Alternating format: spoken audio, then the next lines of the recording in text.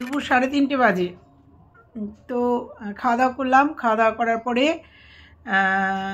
দুটো ভিডিও দেখলাম। প্রিয়া এবং প্রিয়ার বড় জায়ের একটা ভিডিও এসছে, দুটো ভিডিও এসছে দুজনে।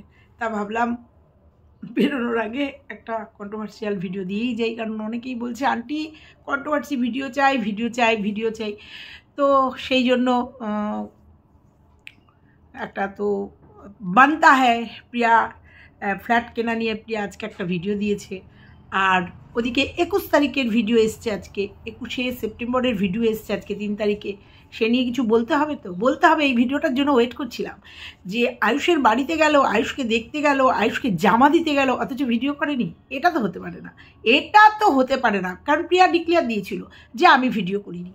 তো যাই হোক, এই ভিডিওটার জন্য ওয়েট করছিলাম, আর প্রিয়ার এই ভিডিওটার জন্য ওয়েট করছিলাম। প্রিয়ার এই ভিডিওটাও অনেক পুরনো। এই সবটা নিয়ে আজকের ভিডিও। তার আগে বলি, এই যে দুটো প্যাকিংয়ে, একটা স্টাইল বাজার, একটা ভিমার্ট। তো গিফট এসছে, গিফট কিনেছি।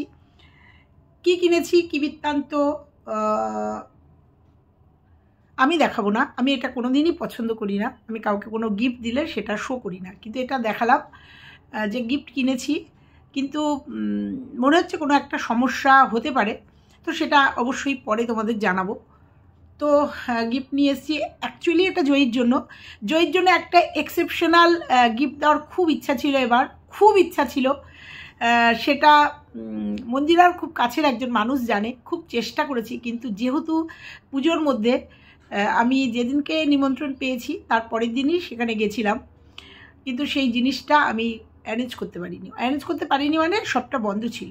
তো যেটা পারিনি সেটা বলে তো আর লাভ নেই। একটা এক্সেপশনাল জামা কাপড়, পুতুল, গাড়ি, এগুলো তো দেবেই। হ্যাঁ, মন্দিরার ভিডিও দেখলাম আজকে, ও দোলনা দিয়েছে, এটা তো জানতামই, দেখে বোঝা গেছিলো দোলনা। তো এগুলো তো পাবেই, প্রচুর পায়, বা ওর মা বাবাও প্রচুর দিয়েছে। একটু অন্যরকম ভেবেছিলাম, কিন্তু আমার ভাগ্যে নেই। আমি একটু ওকে একটু মানে ওয়াও করাতে পারলাম না। জানি না ওয়াও হতো কি না, কিন্তু একটা নতুনত্বর ইচ্ছা ছিল, কিন্তু পারিনি। সেটা পারিনি বলতে, সমস্ত দোকানপাট যেখানে মানে যেখানে করতাম সমস্ত দোকানপাট বন্ধ ছিল। আর সেটা আজকেই খুলেছে, মানে আজকে একাদশী, আজকের দিন খুলেছে, কিন্তু আজকের দিনে ওটা করতে অন্তত 3-4 দিন সময় লাগতো, যেটা একমাত্র সোনালী গুপ্ত জানে। সোনালীর সাথে আলোচনা করে, কারণ আমার কিছু জিনিস দরকার ছিল, সেটা সোনালী আমাকে প্রোভাইড করেছিল। তো যাই হোক, যেটা হয়নি সেটা নিয়ে বলে তো লাভ নেই। তো দেখা যাক যেটা এনেছি সেটা আমাদের সোনার মানে জয়ী সোনার পছন্দ হয় কি না। না, আমার মনের মতো হয়নি। এটা জাস্ট গিফট দিতে হয়, তাই দিতে হবে, তাই দিচ্ছি। কিন্তু আমার মনের মতো জিনিসটা পৌঁছাতে পারলাম না ওর কাছে। তো এইটুকু ছিল আজকের জয়ীর জন্য যে গিফট আনা হয়েছে। এখন দেখা যাক। তো এই ভিডিওটা এই নিয়ে না, আজকে তো সত্যি কথা আজকে জয়ীর জন্মদিন। আবারও জয়ীকে হ্যাপি বার্থডে জানিয়ে ভিডিওটা শুরু করলাম, কিন্তু ভিডিওটা কন্ট্রোভার্সিয়াল ভিডিও এবং প্রিয়া যাকে নিয়ে। চলো মূল পর্বে যা যাক। আবারও বলছি, শুভ বিজয়ার অনেক শুভেচ্ছা, ভালোবাসা, অভিনন্দন, বড়দের প্রণাম দিয়ে এই কালী পুজো পর্যন্ত চলবে। প্রত্যেকটা ভিডিওতেই একবার করে শুভ বিজয়া জানাতে হবে। প্রত্যেকেই আমাকে আন্টি যারা বলো, তারা শুভ বিজয়ার প্রণাম মানে জানিয়েছো। যারা বড়রা ভালোবাসা দিয়েছে, প্রচুর শুভেচ্ছা, শুভকামনা, প্রণাম এসছে। সবার জন্য আমার তরফ থেকে শুভেচ্ছা, ভালোবাসা, প্রণাম সবটা থাকলো। সবার যেন খুব ভালো যায়, খুব ভালোভাবে তোমাদের যেন সুস্থ স্বাভাবিকভাবে সুন্দরভাবে জীবনটা কাটে। তো চলো, ও আরেকজন কমেন্ট করেছে যে আমার এই চাদরটা খুব সুন্দর হয়েছে, কিন্তু এটা তো বাচ্চাদের রুমের জন্য। হ্যাঁ, আমার পুজোর মধ্যে সপ্তমী পর্যন্ত মেয়ে শ্বশুরবাড়িতে ছিল, সপ্তমী রাতে ঢুকেছে, অষ্টমী নবমী আমার কাছে ছিল, আর ওরা থাকবে জন্যই এই চাদরটা, আমার নাতির জন্য এই চাদরটা পেতেছি। একদমই তাই, এটা বাচ্চাদেরই একটা স্মাইলি চাদর। এটা একদমই বাচ্চাদেরকে খুশি করার জন্য, সেটা আমার বাচ্চা আর তার বাচ্চারা খুশির জন্য এটা পেতেছি, এই বুড়ির জন্য না। তো হলো একজন, আমি তাকে করেছি। তো যাই হোক, আবার একজন কমেন্ট করেছে, এই যে নিমন্ত্রণ পাওয়ার জন্যই আমি এতদিন অয়েলিং করে চলেছি। যাকে চলো, অনেক বকবক করে ফেললাম, মূল পর্বে। বন্ধুরা কেমন আছো তোমরা? নিশ্চয়ই ভালো আছো, আমিও খুব ভালো আছি। 21শে সেপ্টেম্বরের ভিডিও, আজকে 3 তারিখ এসছে না, এটা তো কোনো অসুবিধা নেই। সে ব্যস্ত থাকে, সে ছেলেকে নিয়ে ব্যস্ত, সে ভীষণ ব্যস্ত, মার্কেটিং নিয়ে ব্যস্ত, চুলের কালার নিয়ে ব্যস্ত, ভীষণ ব্যস্ত, তাই তার পুরনো ভিডিও আসতেই পারে। কিন্তু প্রিয়া যদি 4-5 দিন 7 দিন ভিডিও না দেয়, ভিউয়ার্সরা বলবে কলকাতায় ফ্ল্যাট কিনেছে, স্ট্রাইক খেয়েছে, বাড়িতে গুতোগুতি চুলোচুলি হয়েছে, ব্লা ব্লা ব্লা ব্লা ব্লা, ব্র্যান্ড প্রমোশন আছে, আমি বলেছি এগুলো, তাই না? হ্যাঁ, এটা তো স্বাভাবিক। ওই যে একদিনই বলেছি যে নারী দেখতে নারী তার চলন বেকা। তো প্রিয়ার এরকম একটা কমেন্ট এসেছিল, আমিও দেখেছিলাম যে প্রিয়া কলকাতায় ফ্ল্যাট কিনেছে, আমি জাস্ট ইগনোর করেছি, কারণ আমি জানি এর কোনো সত্যতা নেই, এই কথাটার কোনো মূল্যই দিইনি, কোনো সত্যতাই দিইনি, যার জন্য আমি এই কমেন্টটা নিয়ে কিচ্ছু বলিনি, কারণ আমি জানি এটা সম্ভবই না। প্রিয়া যে আজকে কথাগুলো বললো একদম বাস্তব কথা। একটা গ্রামের মেয়ে, সে চাইবে, যেমন আমার জামাই একদম ফ্ল্যাটের বিরুদ্ধে, ওর নিজস্ব বাড়ি আছে মেদিনীপুরে, ওদের বাড়ি আছে, কিন্তু ওর এখানে প্রথমে কল্যাণীতে, ও তো চাকরি করে, কল্যাণীতে ফ্ল্যাট নেওয়ার অনেক, আমরা বলেছি একটা ফ্ল্যাট নিয়ে নাও, ও ফ্ল্যাটের একদম বিরুদ্ধে। তারপরে তো করোনার সময় ও চাকদায় চলে এসছে, চাকদাতে এখনও ও ভাড়া আছে, এবং চাকদাতেও বড় বড় ফ্ল্যাট হচ্ছে, সুন্দর সুন্দর ফ্ল্যাট, আমি গিয়ে কথাও বলেছিলাম, কিন্তু ওর ডিটারমাইন্ড, কারণ আমার জামাই গ্রামের ছেলের থেকেও বড় কথা, ওর জীবনের একটা শখ, ও যদি 1 কাঠা জমি কেনে, সেই 1 কাঠা জমিতেই ও বাড়ি করবে, ও মাটি কিনতে চায়, ও শূন্যে জমি কিনতে চায় না। এটা অ্যাকচুয়ালি গ্রামের ছেলেমেয়েদের বা এক একজনের মেন্টালিটি, যে আমি ফ্ল্যাট নয়, আমি 1 কাঠা জমির উপরে, যদি 1 কাঠা জমি কিনতে পারি, 1 কাঠা জমির উপরেই বাড়ি করব, আমি মাটি কিনবো। আমার জামাইয়েরও এই টার্গেটটার, প্রিয়ার আজকে কথা শুনেও সেটাই মনে হলো যে আমি একজন গ্রামের মেয়ে, আমি যদি একটু শহরের দিকে, মানে কোচবিহারের দিকে, বা মানে ও যেখানে থাকে সেখান থেকে একটু ছেলেদের পড়ার জন্য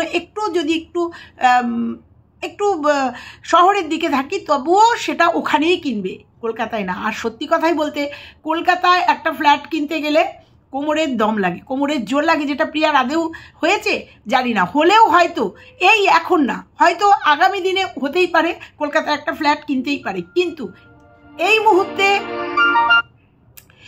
মুহূর্তে প্রিয়া কলকাতায় ফ্ল্যাট কিনবে, সত্যি অবাক লাগে। আমাকেও একজন কমেন্ট করেছিল, যা প্রিয়া সবই ঠিক আছে, কিন্তু প্রিয়া বিএমটির নাম করে এই যে মিথ্যে কথা বলেছে, ওই জন্য ওকে বিশ্বাস করা যায় না। আচ্ছা, কেন করা যায় না?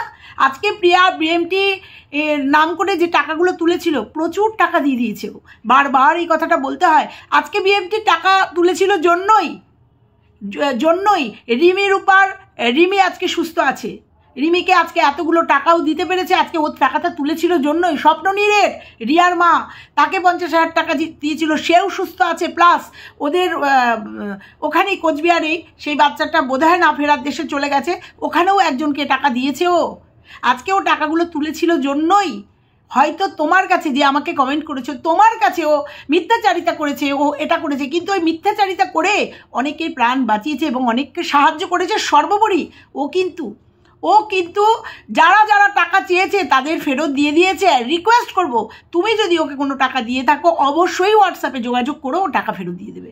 আমি তোমাকে বলছি, কারণ ও এইরকম একটা বার্তা দিয়েছিল যে আমি টাকা, যারা যারা টাকা চাও, যারা যারা দিয়েছে তারা তাদের টাকা দরকার হলে ফেরত দেবে, এবং অনেকে ফেরত দিয়েছে। আর যে টাকাটা, একটা সংখ্যক টাকা ছিল, সে ও দান করতে চেয়েছিল, কিন্তু পরবর্তীতে তারাই বলেছিল এই টাকাটা তুমি আর কাউকে দেবে না, এটা আয়ুষের ট্রিটমেন্টের জন্য এই টাকাটা রেখে দাও, বা আয়ুষের জন্য রেখে দাও। তাহলে প্রবলেমটা কোথায়? ওকে কি সারা জীবন এই কথাটা শুনতে হবে?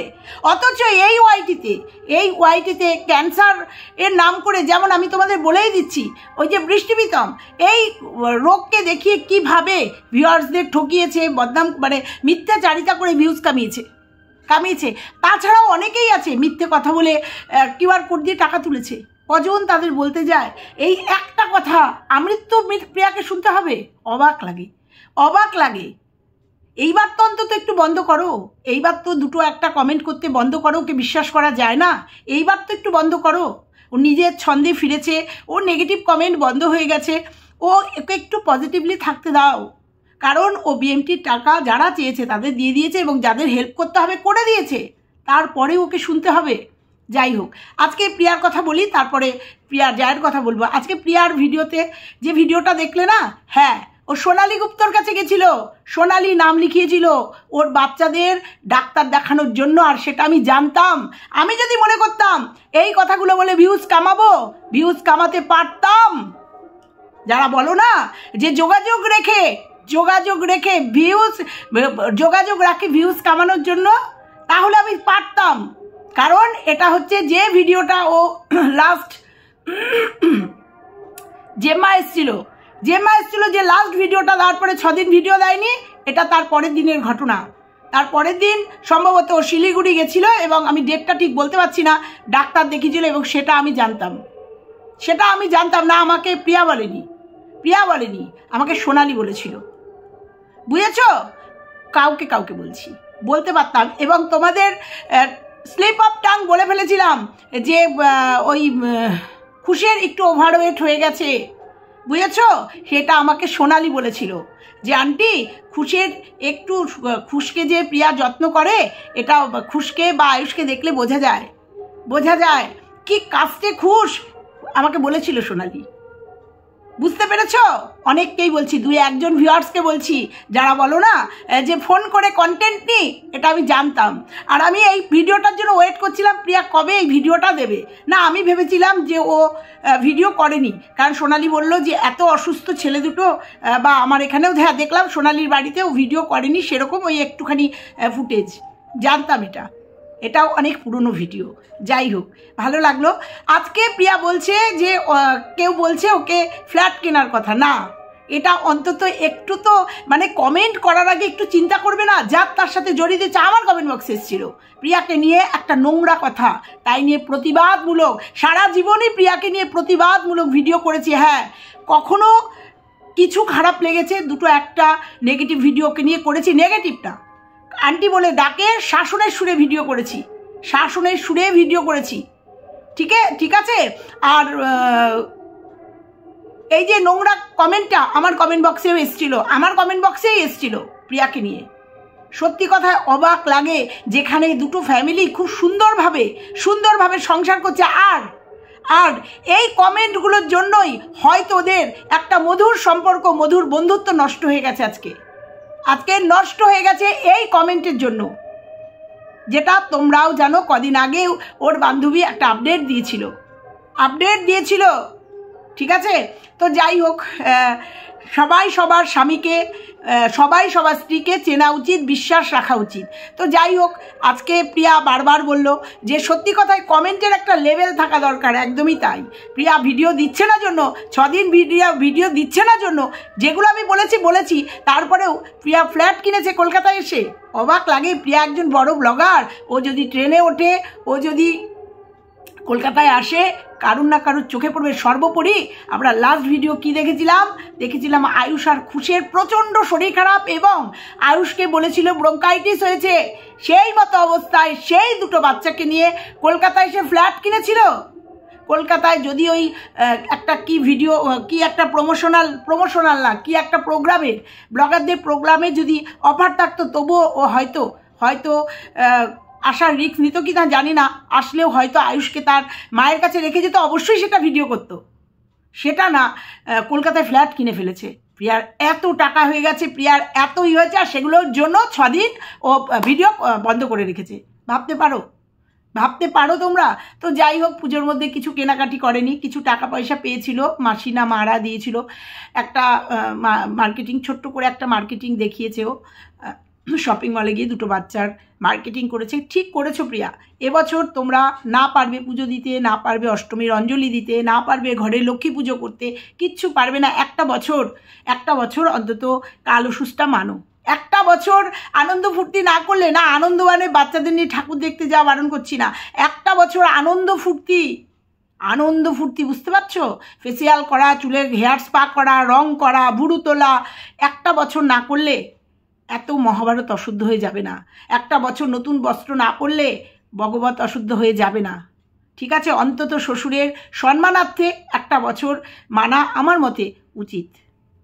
তো যাই হোক, এবার আসি বড়োয়ের ভিডিও। 21 তারিখের ভিডিও। আমি জানতাম তো এই ভিডিওটা আসবে, জানতাম যে গেছে থাম্বনেলে আয়ুষকে দিয়েছে, আয়ুষকে দেখতে গেছে, মানে আয়ুষকে জামা দিতে গেছে, আয়ুষ সোনাকে জামা দিতে গেছে, থাম্বনেলে চিপকেছে। অথচ সেই দিনকেই ময়ের বাচ্চা আর ছন্দার বাচ্চারও জামা দিতে গেছে, সেই দুটো বাচ্চার ছবি ছিল না, কিন্তু শুধু আয়ুষের ছিল। একজন কমেন্ট করেছে যে এটা একদম স্ট্রিক্টলি তার হাজব্যান্ড না করেছিল, যার জন্য প্রিয়া মেনে দাদাভাইয়ের সেই বার্তা মেনে তার যা গেছে সে কিন্তু ভিডিও করেনি। সে বলেছিল ভিডিওতে আমি ছিলাম না, কিন্তু পরে এসে দেখেছি তারা এসছে এবং সে ওই বিমানের সাথে সোনুর সাথে অনেকক্ষণ ধরে গল্প টল্প করেছে, অনেকক্ষণ ধরে গল্প করেছে। আমি ভেবেছিলাম যে তাহলে কি সেও ভিডিও করেনি, কিন্তু আবার ভাবছি সে যাবে আয়ুষকে দেখতে, সে অস্থি বিসর্জনের কীর্তনে যেতে পারেনি, খাওয়া দাওয়ার দিন যেতে পারিনি। তার লজ্জা করেছে, তা ভেবেছে যদি অপমান করে, যদি তাকে ফিরিয়ে দেয়, যদি ঢুকতে না দেয়, অথচ সে আয়ুষকে দেখতে গেছে। আয়ুষকে আমি তো ভাবলাম যে প্যান্ট দেয়নি ধরে অনেক কমেন্ট হয়েছে, তখন হয়তো প্যান্ট পাইনি, একটা প্যান্ট দিতে গেছে। না, প্যান্ট না, দেখতে গেছে, একটা রুগীকে দেখতে গেছে, ক্যাডবেরি নিয়ে গেছে। ভাবো তোমরা, এগুলো আমি যদি বলি আমি খারাপ। একটা বাচ্চাকে আয়ুষ সোনাকে দেখতে গেছে, শরীর খারাপ, দেখতে গেছে জেম্মা। এবেলা যখন দেখতে গেল ক্যামেরাও করেছে, আবার ছবি তুলেও দিয়েছে, মানে কমিউনিটি পোস্টে দিয়েছে। এবেলা অসুবিধা হয়নি, অথচ অসুবিধা ছিল খাওয়ানোর দিন যাওয়া, কীর্তনের দিন যাওয়া আর অস্থি বিসর্জনের দিন যাওয়া। সেই দিনকে যাওয়া অসুবিধা ছিল, কিন্তু এই যে আয়ুষকে দেখতে গিয়ে ক্যামেরা বন্দি করা, সেটা অসুবিধা হয়নি। তো বলি, হাজব্যান্ড তো একদম স্ট্রিক্টলি জানিয়ে দিয়েছিল, প্রিয়াও বলেছে যে দাদাভাই স্ট্রিক্টলি বলেছিল যে আমাদের যেন ভিডিও না করা হয়, আমরাও করব না। আমি আমার ওয়াইফকেও বলে দেবো, এদেরও বলে দিচ্ছি আমাদের নিয়ে কোনো ভিডিও যেন না হয়, আমাদের নিয়ে ইউটিউবে যেন কোনো কথা না বলা হয়। তাহলে তার বাড়িতে গিয়ে কি করে ভিডিওটা করা হলো, কি করে সেই ভিডিওটা ইউটিউবে ছাড়া হলো, এখন তার হাজব্যান্ড দেখবে না। অথচ এই বই যেতে পারলো না দিন, এই বই আজকের ভিডিওতে দেখলাম অ্যাবাকাস কামাই করা গেল, অথচ এই বইয়েরই দেখেছি অ্যাবাকাস কামাই করা যায়নি। বিশেষ দিন করাই যাবে না অ্যাবাকাস কামাই, কিন্তু আজকের ভিডিওতে দেখলাম যে অ্যাবাকাস গেল না। এগুলো বললেই তো আমি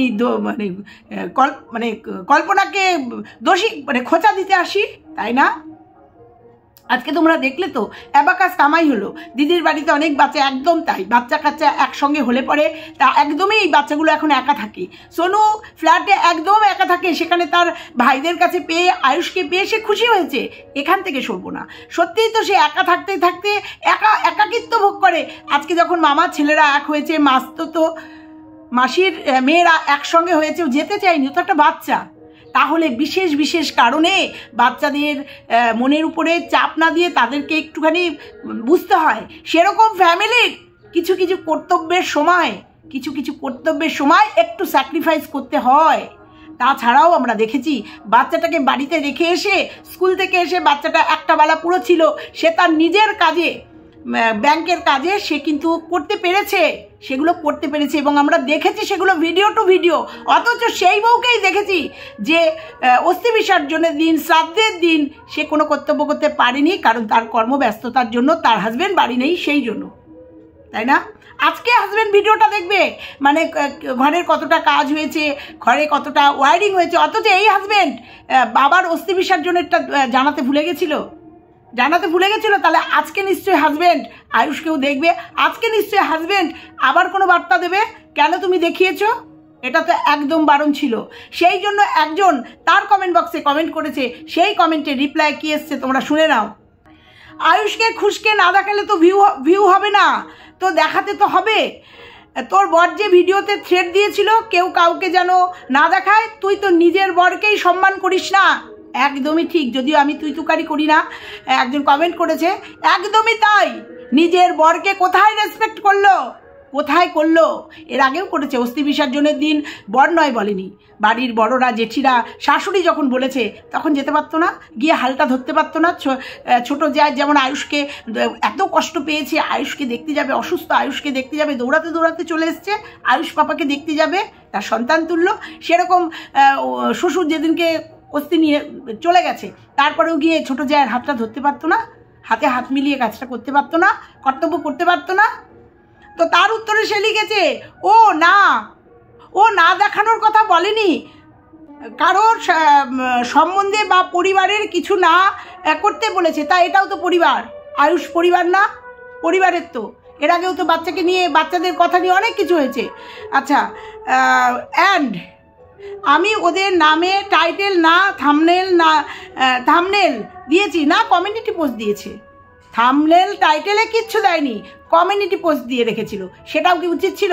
আয়ুষের কমিউনিটি পোস্ট আয়ুষকে নিয়ে, যেহেতু তার হাজব্যান্ড এত বড় একটা থ্রেট করেছিল সেই জন্য বলা, না হলে দেওরের ছেলেকে ছবি, দেওরের ছেলের ভিডিও অবশ্যই দেওয়ার অধিকার আছে দুজনারই, দেওরের বা ভাসুরের বা যা বা দুই জায়ের অবশ্যই অধিকার আছে। কিন্তু যেহেতু পরিবারের এত বড় একটা কথা উঠে এসছে যে কেউ কাউকে দেখাবে না, কেউ কারোর কথা বলবে না, সেক্ষেত্রে কেন এটা হলো? তাহলে কি করে সে স্বামীর সম্মান রাখলো? মনে ছিল না? কেন ভিডিওতে দিতে হবে? মানুষ বিশ্বাস করবে না যে হ্যাঁ আমি আয়ুষকে দেখতে গেছিলাম, আয়ুষের শরীর খারাপ শুনে দৌড়ে গেছিলাম, সোনুও দেখতে চাইছিল, ওর সাথে একটু গল্প করতে চাইছিল, দেওয়া যেত না? না, ভিডিও ক্লিপিং দিতে হবে। মুখে বললে ভিউয়ার্সরা বিশ্বাস করতো না আয়ুষকে দেখতে গেছিল?